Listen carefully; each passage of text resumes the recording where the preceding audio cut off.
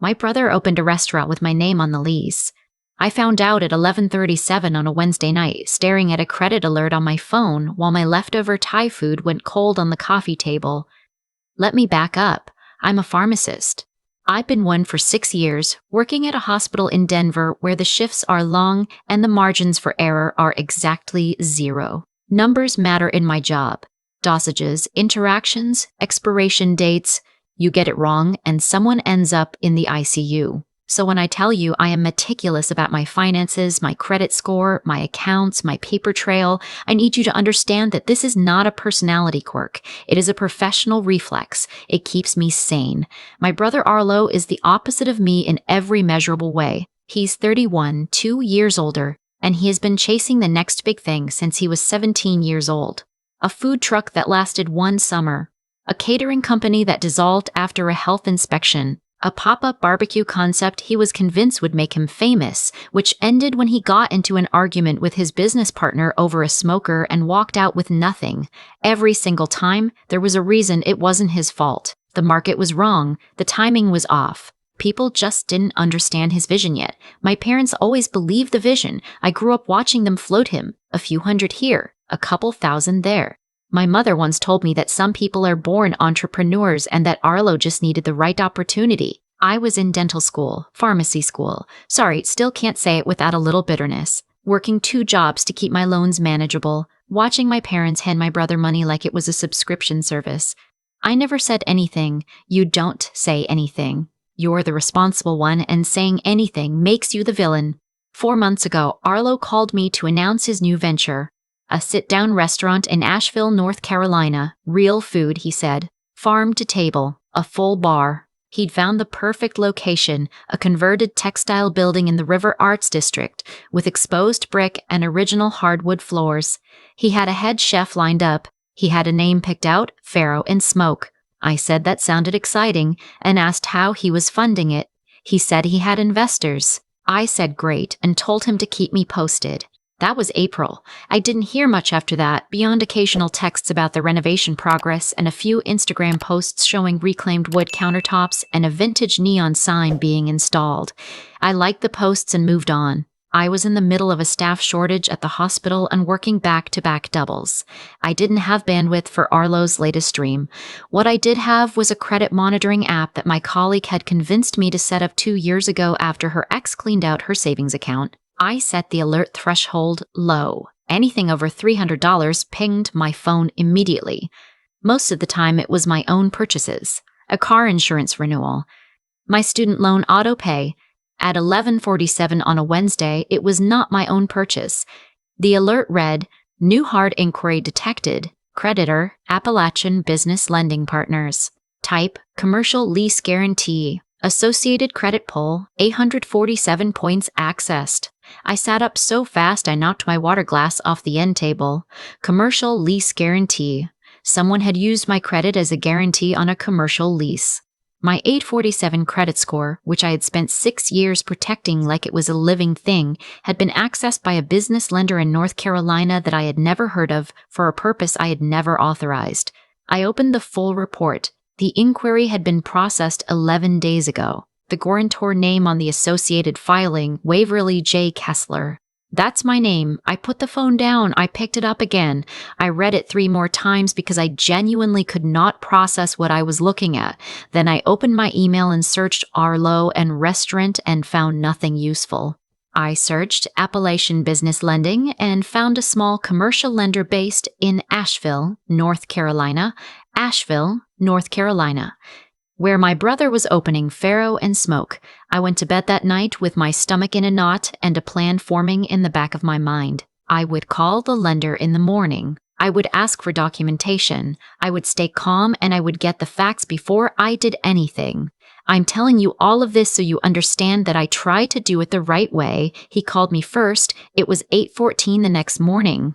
I was getting ready for a 10 a.m. shift, and I almost let it go to voicemail because Arlo almost never called before noon. But something made me answer. Hey, so, he said, and I already hated the way that sentence started. He always began with, hey, so, when he wanted something. I need to talk to you about something, and I need you to just hear me out before you react. That is never a reassuring way to start a conversation, I said. The restaurant, he said, the lease situation got complicated. I sat down on the edge of my bed. How complicated? The investors I had lined up. 2 of them pulled out at the last minute, like the week before we were supposed to sign, and the location was going to be gone if we didn't move fast. The landlord had another offer on the table. He paused. The lender needed a guarantor with strong credit, and I was going to tell you. I was always going to tell you. But there was a time crunch, and I knew you'd say no if I asked, and so I just— You used my name, I said. Silence. You pulled my credit without my knowledge, I said, and signed my name as guarantor on a commercial lease in another state. It's not a big deal, Wave. The restaurant is going to make money. We open in 6 weeks. The chef we hired has a James Beard nomination, the location is incredible, and we're already getting press from the Asheville food scene. This is different from before. I swear to you, this is the one. I counted to 5 before I spoke. Arlo, do you understand that what you did is fraud? It's family, he said. You always make everything so transactional. I'm not a stranger who stole your identity. I'm your brother and I needed help and I knew you wouldn't give it to me, and so I found another way. Another way, I repeated. You found another way by committing identity fraud. Don't be dramatic. His voice sharpened. If it makes you feel better, I'll add you as a co-owner on paper. Then you have an equity stake. Then it's not a problem, it's an investment. I want to tell you that in that moment I felt shock. But the honest truth is that I felt something worse than shock. I felt recognition, because this was the same logic my family had used my entire life. The logic where asking is an option, but taking is also an option. And if the answer to asking would have been no, then taking retroactively becomes the right call. The logic where my financial stability existed, specifically to be borrowed against by people who had made different choices. I need to think, I said. Don't do anything crazy, Wave. This opens in 6 weeks. If you blow this up now, the landlord voids the lease, the chef walks, and 3 years of work goes down the drain. You'd be doing that, not me. I hung up. I called my mother before I even put the phone down. She answered on the second ring, which told me she'd been waiting. Waverly, she said, soft and careful. I know why you're calling. Did you know? She didn't answer. Mom, did you know what he did? I found out 2 weeks ago, she said. After it was already done, and I told him he needed to call you, which he clearly didn't do until now. 2 weeks ago, I said. You found out 2 weeks ago that my brother used my identity to secure a commercial lease, and you waited 2 weeks to tell me. I didn't want to derail the opening, she said. Waverly, this restaurant could genuinely be different. The chef they hired, Denise, she's extraordinary. And the location we visited last month, and it is stunning. Your father cried. Your father. I need you to understand that this is real this time. That's not the point, I said. That is so far from the point. The point, my mother said, is that your brother loves you and he made a desperate choice, and the right thing to do now is to protect a family and find a way through this together. You have good credit. You've always had good credit. This doesn't hurt you if the restaurant succeeds. And if it doesn't? Quiet. Mom, if the restaurant fails, and his restaurants have failed before, every single one, if it fails, I am legally liable for that commercial lease.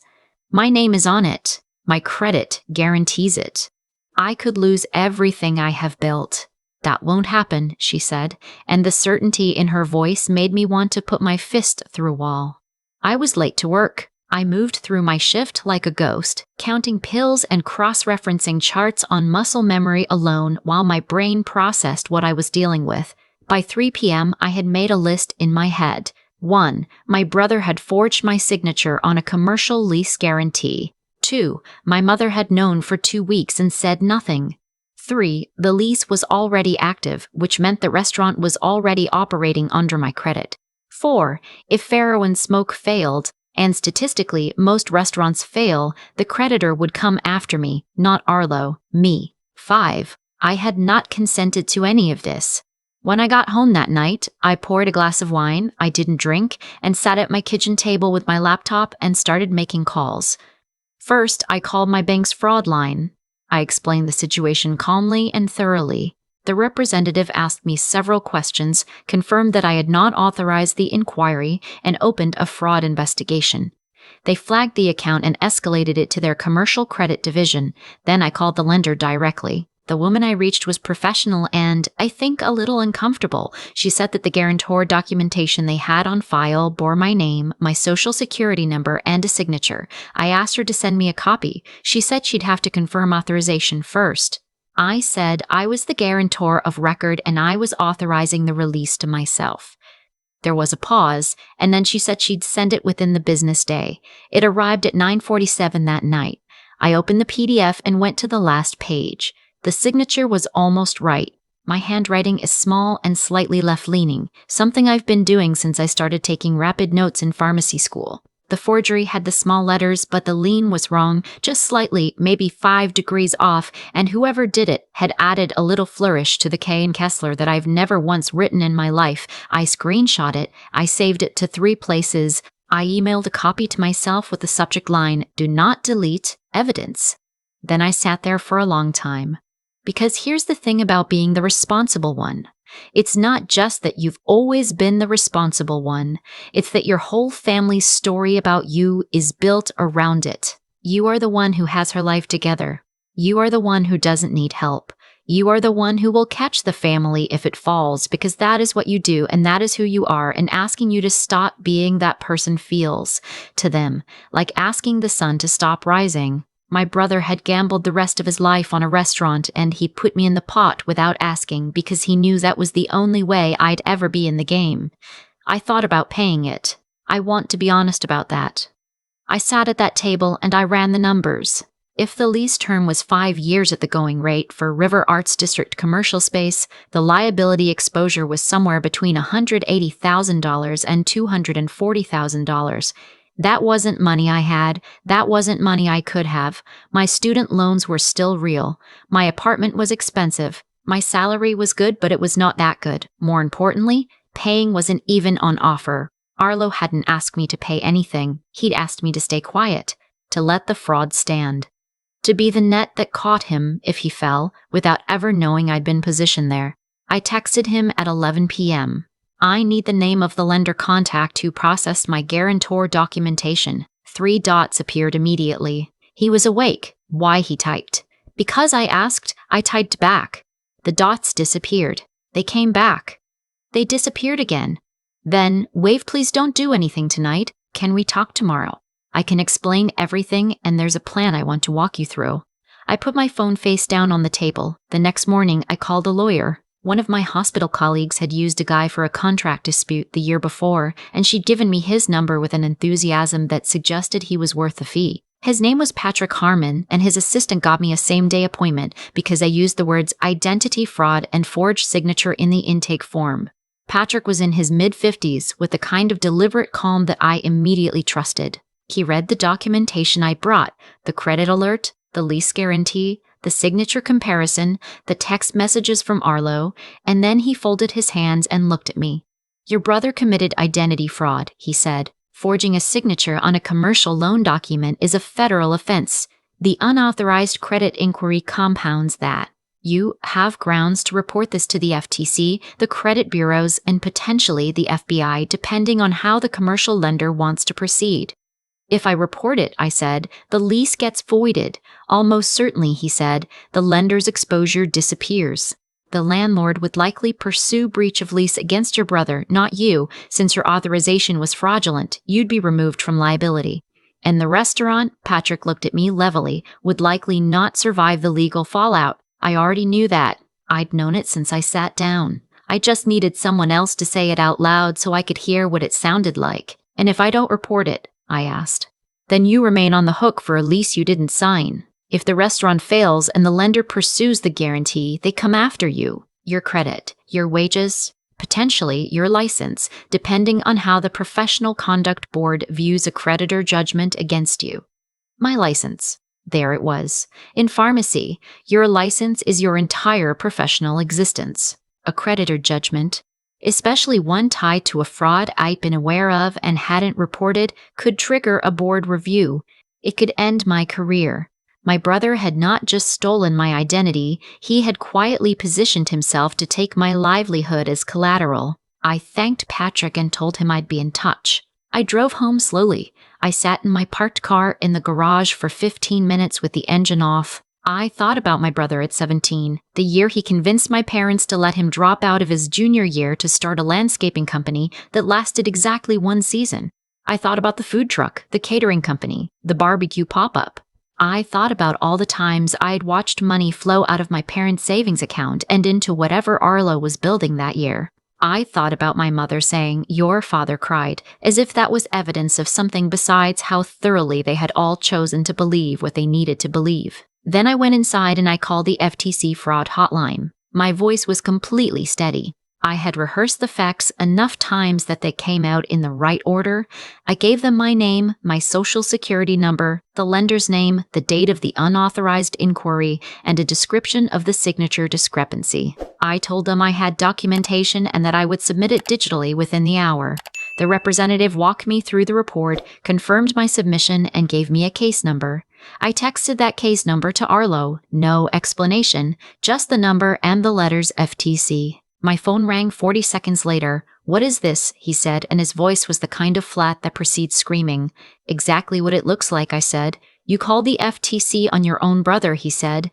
"Do you hear yourself? Do you understand what you've done? They will void the lease. The lender will pull out. The landlord will sue me. The chef has a contract and she will walk and take the sous chef with her, and there goes—" "Arlo," I said, "you forged my signature. I did what I had to do. On a federal lending document, using my social security number, without my knowledge. You would have said no." "Yes," I said. "I would have. That's the part you're not understanding. The fact that I would have said no means the answer was no. You don't get to bypass no just because you needed a yes. This is my livelihood, Wave." His voice cracked. "This is 3 years. 3 years of planning, and I finally have something real, and you are going to burn it down because you are too selfish to take one risk for your family." And there it was, the oldest card in the deck. Selfish. Too transactional. Not a real family member. I had heard some version of the sentence every time I had ever declined to participate in whatever rescue operation was needed. I had spent 30 years flinching at it. "I spent 30 years being unselfish," I said. And my voice came out quieter than I expected. "I watched you get funded and supported and believed in, and I never asked for any of that for myself. I worked 2 jobs to get through school while Mom and Dad were floating your rent. I never said anything because I didn't want to be the difficult one. But I am telling you right now that this is the line. You used my identity, you put my career at risk, and you did not ask me." "So this is what? Payback?" "This is consequences," I said.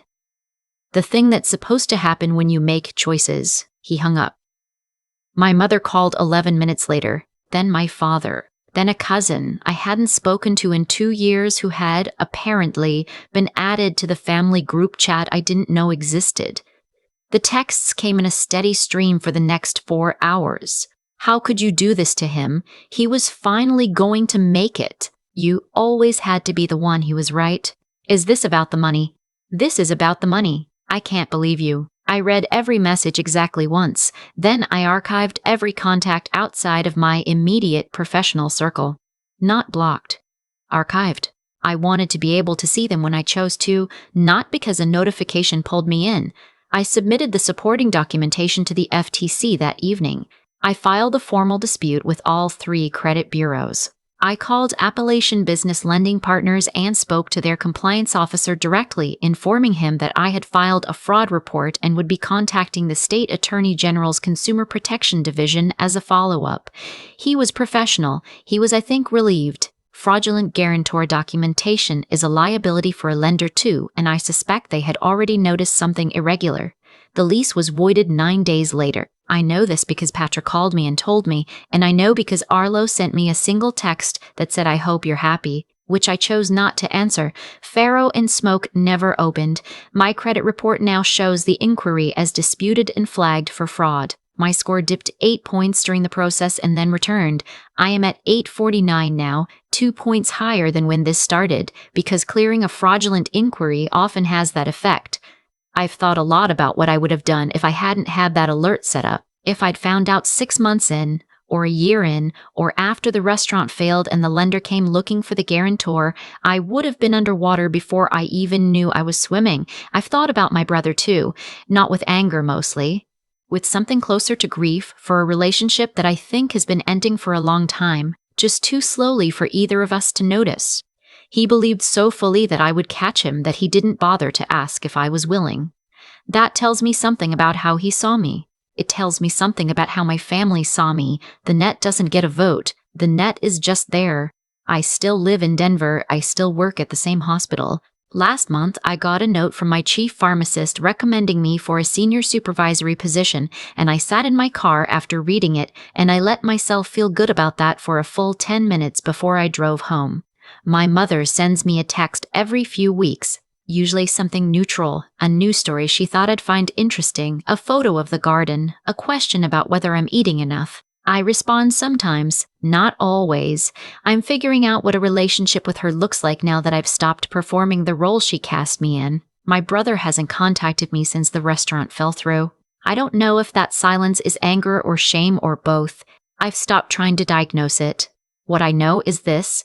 The morning after I filed that report, I made breakfast.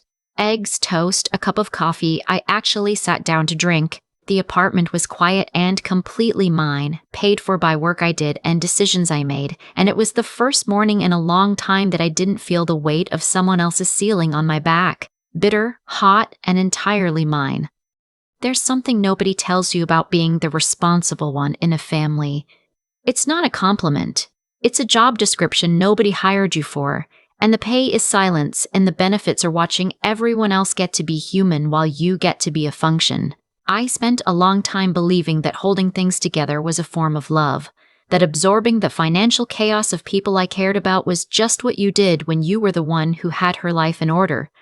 Arlo needed help, so I helped, quietly mostly, by not asking for repayment, by not making it a thing, by deciding over and over again that keeping the peace was worth more than keeping score. What I didn't understand, what took me until 11,047 on a Wednesday night, staring at a credit alert that had my name on a lease I never signed, was that I had been training the people around me to see my stability as a resource they were entitled to access, not because they were cruel, because I had never once shown them that there was a cost. Every time I caught Arlo when he fell, I was also showing him the height he could fall from without consequence. Every time my mother asked me to be understanding and I was also confirming that my understanding had no floor. You teach people how to treat you. I had been teaching the wrong lesson for 30 years without knowing it. What Arlo did was wrong. That's not complicated. Forging a signature, using someone's identity without consent, putting a person's career at risk to protect your own dream. Those are choices with real weight, and the consequences that followed were proportional to them. The restaurant didn't collapse because I reported the fraud. It collapsed because it was built on something that didn't belong to him. You can't build something real on a foundation you stole. It doesn't matter how beautiful the reclaimed wood is or how good the chef is. The structure underneath was fraudulent, and structures like that fall. That's not punishment. That's just physics. What I keep coming back to is the intelligence it takes to know the difference between loyalty and liability. Real loyalty is chosen. It's given freely, between people who have earned it from each other. What my family asked of me wasn't loyalty. It was compliance dressed up in the language of love. Those two things look identical from the outside until the moment someone decides not to comply, and then you find out very quickly which one it actually was. I filed that report because I understood, finally, what was actually at stake. Not just my credit score, my license, my career, the 6 years of work and sacrifice that built the life I was living. I had protected everyone else's dreams for so long that I had almost forgotten I had things worth protecting too. I don't know what Arlo tells himself about what happened. I don't know if my mother has found a way to make it my fault in the story she tells at family dinners. Maybe she has. That used to be the kind of thing that would have kept me up at night. What I know is that the morning after I filed the report, I sat at my kitchen table and drank my coffee while it was still hot. That sounds small. For me, it was enormous. It was the first morning in years that I wasn't preemptively managing someone else's crisis. The quiet was uncomfortable for about 4 minutes, and then it was just quiet. The life I have now is entirely, unambiguously mine. I earned it, I protected it, and for the first time, I intend to keep it that way.